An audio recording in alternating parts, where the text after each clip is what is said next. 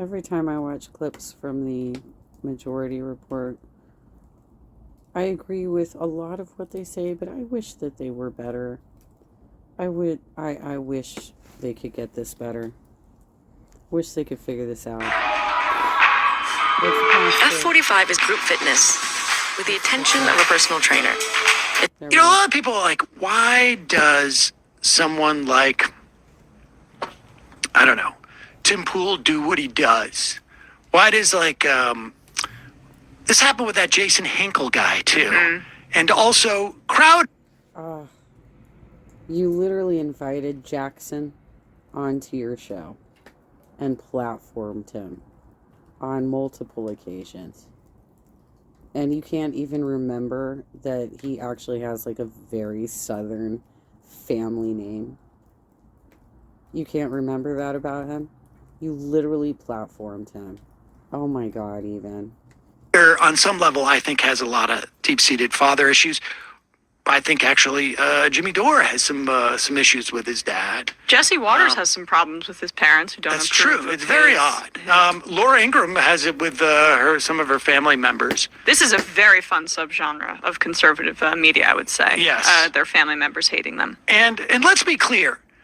There was a big story that Barry Weiss put out on her, Substack page or whatever, enterprise, about a whistleblower in a St. Louis Children's Hospital that was blowing the whistle on what she was seeing with the gender-affirming care there, that it was completely irresponsible. They were forcing parents into, operations and they were not counseling kids and this and that. Made it sound like this was just like a factory where they're, which incidentally was exactly the same thing that Project Veritas did with abortion clinics. Right, exactly. I was just going to say it's right down the street from the late-term abortion clinic. Exactly. And then the St. Louis Dispatch did some research on this and actually did some actual reporting and talked to an enormous amount of the parents who went through there.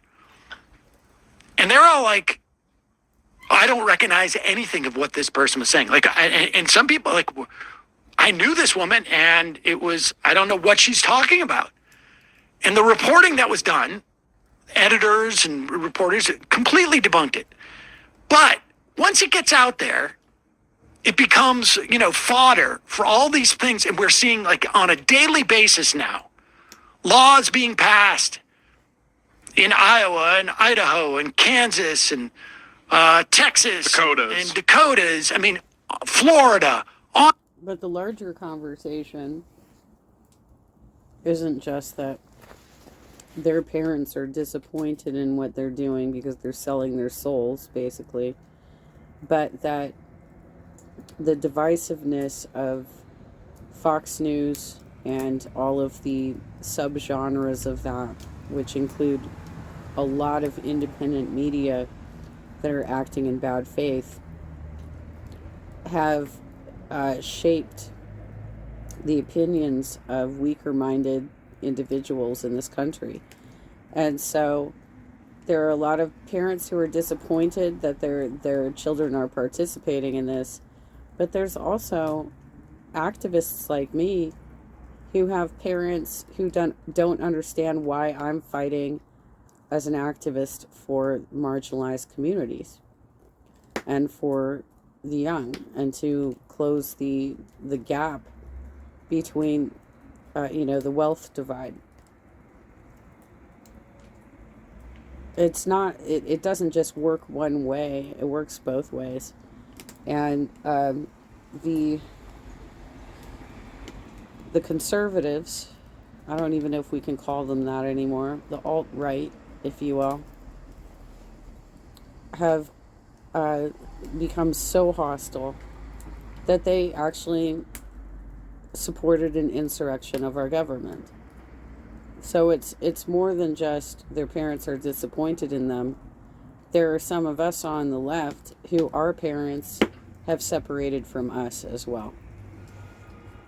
On attacking trans people, attacking trans kids, attacking the parents of trans kids who are looking desperately to get health care for their kids. The doctors, they're saying that these doctors, as opposed to the rest of them, are financially motivated to force kids into procedures that they're not ready for. I mean, supposedly. and it goes on and on.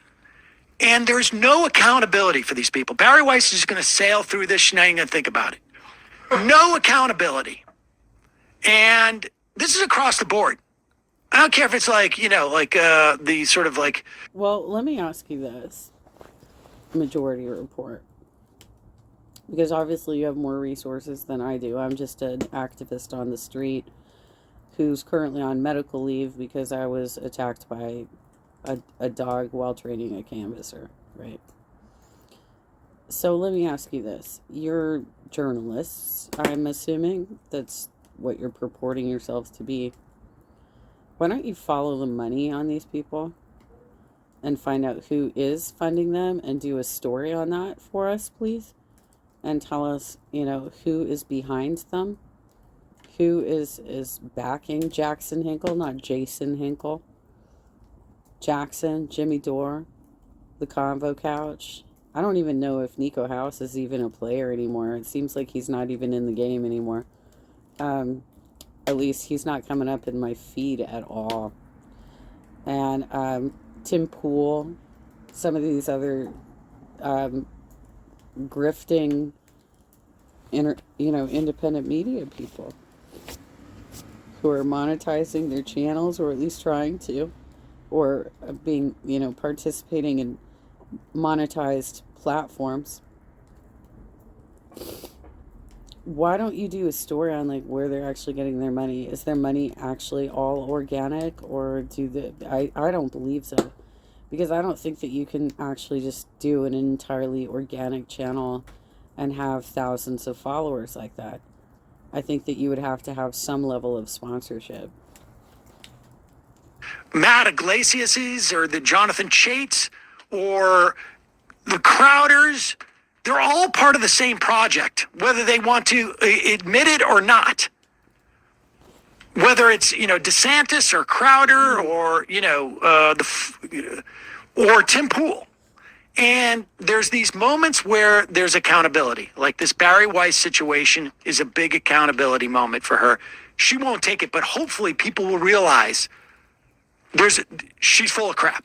Well, of course. And on some level, these people who sort of... He's referring to the fact that she's going to speak at CPAC, where her entire account, Libs of TikTok, is about calling out groomers, because she's basically calling everybody from the LGBTQIA. She's saying that they're groomers. They're trying to groom children, right?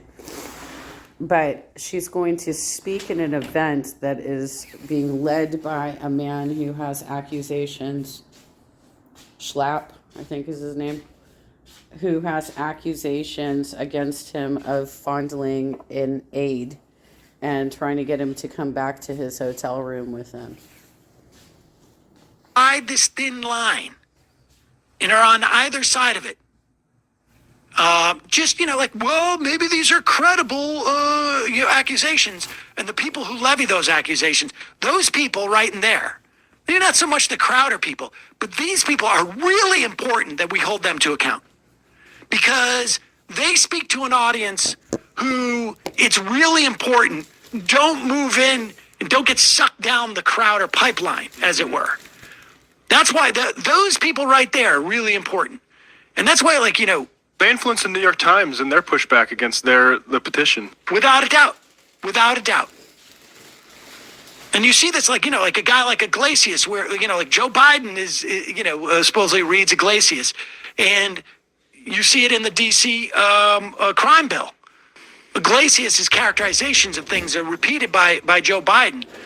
That's why these people are really important. And within the YouTube space, Tim Poole on issues like this is very important in that respect, because his audience just thinks that Tim Poole's being reasonable about it.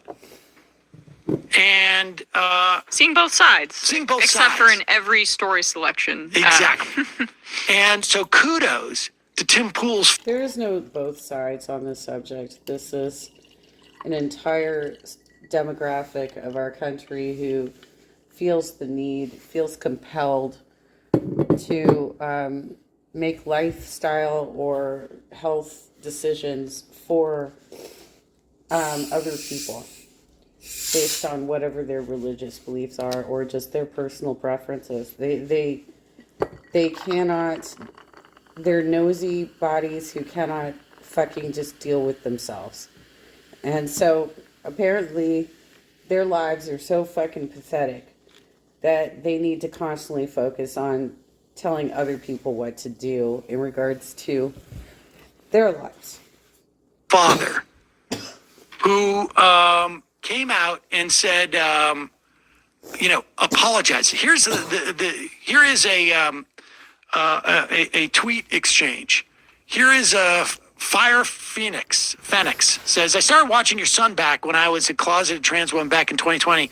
Since then, I've come out and gotten more comfortable. I've genuinely gotten scared of him. Your son scares me so much. His rhetoric, his hate for me as a trans person, his hate for his family, his hate for in general will hurt people. He platforms really evil people and says effed up stuff. Sorry you have to deal with this mess. I hope you can find peace and you can all reconcile. Because apparently, Tim's not getting along with his family. Here's his dad, and we've confirmed this is his dad, right?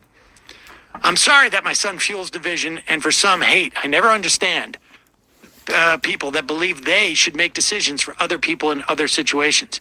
If I have not walked into the shoe. What I think is really interesting about this is that what it tells me is that people like Tim Poole and Jackson Hinkle have probably not brought their families into the loop of where they're actually getting their money from.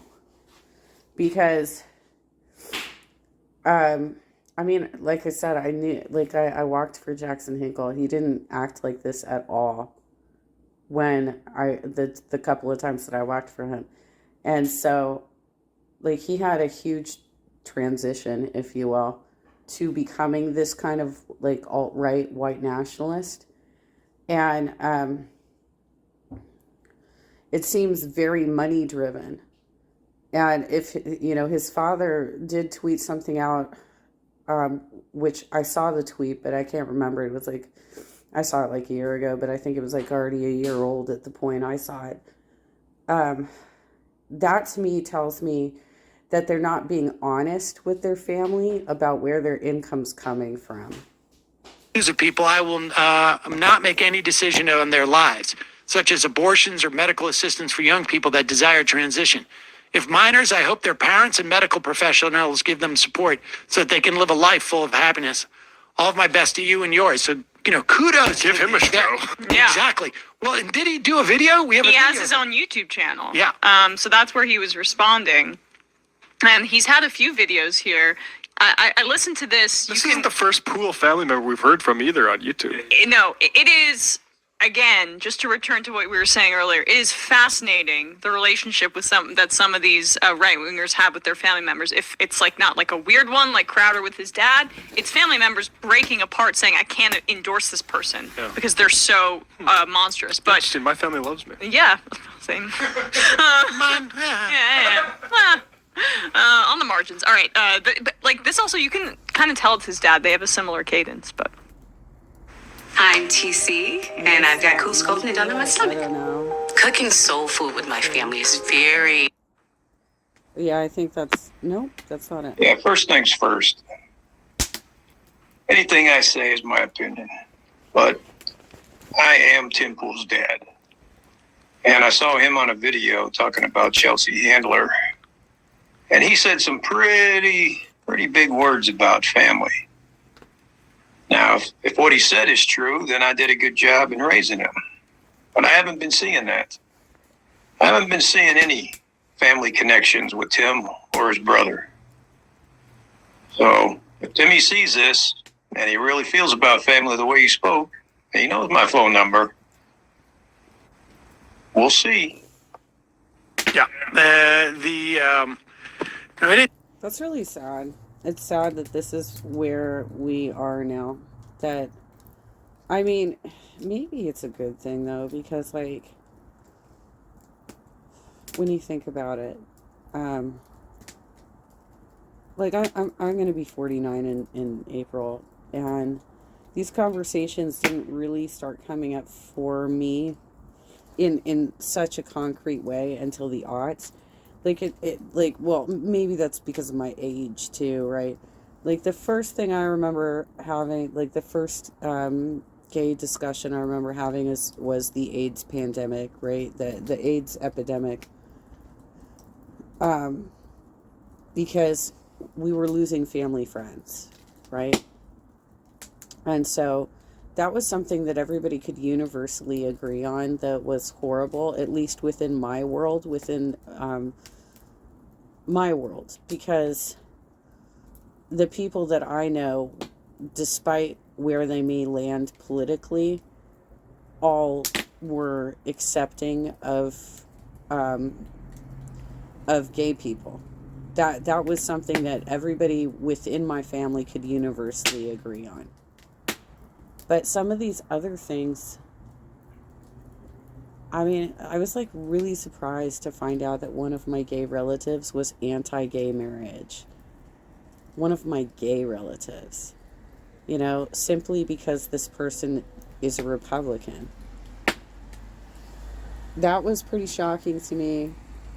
Then having Clinton come in and do Don't Ask, Don't Tell, and the that Marriage Act too. There were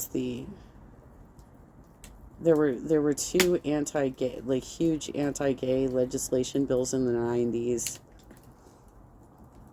And then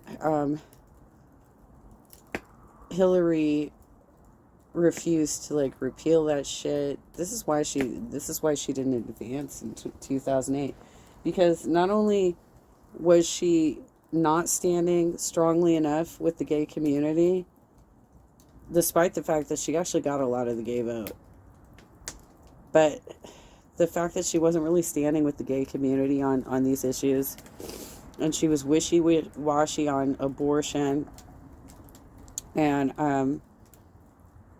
she had a really racist ad against Obama. You can look it up. I think it's called like 3 a.m. or something like that. She was playing on tropes during the 2008 election, and that's why she lost that particular election. I don't think it had anything to do with Benghazi at that point. It had to do with, because she ultimately, like, Benghazi hadn't happened yet, right? Like, she got appointed to Secretary of State later and was a part of Obama's administration as Secretary of State. But prior to that, she was making mistakes by not being strong enough towards protecting these marginalized communities. You know, we all have our various different reasons for why we weren't totally supportive of her presidential campaign. I think many of the people I have talked to have pretty misogynistic reasons for not supporting her, but those were my reasons. My reasons were that she put us back a couple decades in regards to social growth in this country. Those were my reasons. See that segment about Handler there, but the point is that, you know, you got his dad coming out and basically saying, "I'm sorry that my son is doing this."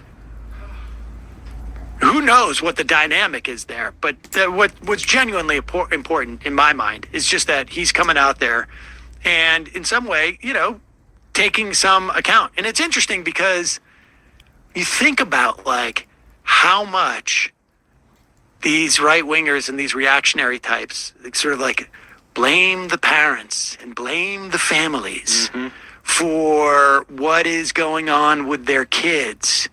And, you know, and attack parents who are taking their kids to a hospital to get some type of like therapy, counseling, care because of what they're going through, and are trying to disempower and attack these parents. Attacking parents because like, oh my God, you brought a baby to a mommy and me class and there's drag performers. Let me tell you what a baby takes away from a drag performance? Virtually nothing. It's there because if you're a mommy and me class, your life is like just completely a function of like changing diapers, trying to get some sleep, dealing with your kid. The idea that you can go for some fun and see a drag performance and have a laugh with your kid, and your kid gets to see people dancing. It doesn't have the Some ability. colors, right? That might distract them for a little bit. My God, like the way it's all people without children too. I'm convinced, who like can't believe you're showing an 18-month-old child a drag performance. Yeah. Are you kidding me? Yeah, like, I mean, okay. So, I mean, what do you, for you conservatives out there, alt-right, what do you expect that you're just like, your children will never be around people of different sexual orientations, like, throughout their life? Like, it's not going to happen at some point? They're never going to go to Disneyland and see people in costume? You know? They're like, it's the most it's such a ridiculous thing to be upset about performance, about education. Like, if you really are seriously trying to save the children, then start dealing with the sexual offenders, like the dude in charge of CPAC.